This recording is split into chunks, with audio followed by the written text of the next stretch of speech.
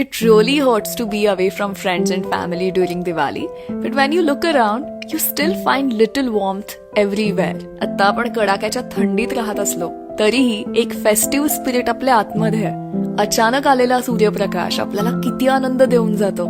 मला अजिबात ऑटम आणि दिवाळीचं कनेक्शन फोर्स फिट करायचं नाहीये, पण just try to look at it with a different perspective. आपण दिवाळीच्या दिवसांमध्ये जितक्या वेगवेगळ्या रंगाचे कपडे घालतो, सध्या या सगळ्या झाडांचे तसे रंगीबेरंगी कॉस्ट्युम्स आहेत. जितक्या रंगाचे दिवे आपण लावू शकणार नाही, तितक्या रंगाची पानं आता इथे बघायला मिळतात. दिवाळी पहाटचे कार्यक्रम इथे नाहीयेत, पण लता दीदींचं कुठलंही गाणं लावा, प्रार्थना लावा, गगन सदन किंवा तुम आशा विश्वास हमारे. दीपोत्सव काय असतो तो ऐकायला येईल. आणि हो, सूर्यप्रकाश नाहीये आपल्याला हवा तेवढा मिळत, but let's not forget that there is a light within us. चैतन्याची एक ज्योत आपल्या आतमध्ये आहे, एक सूर्य आपल्या आतमध्येच आहे. त्याचा सूर्यास्त होऊ देऊ नका. तो जोवर मावळत नाही तोपर्यंत कुठल्याच अंधाराला घाबरायचं कारण नाहीये.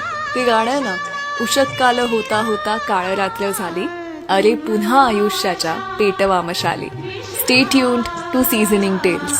Wishing you all a very happy and thoughtful Diwali.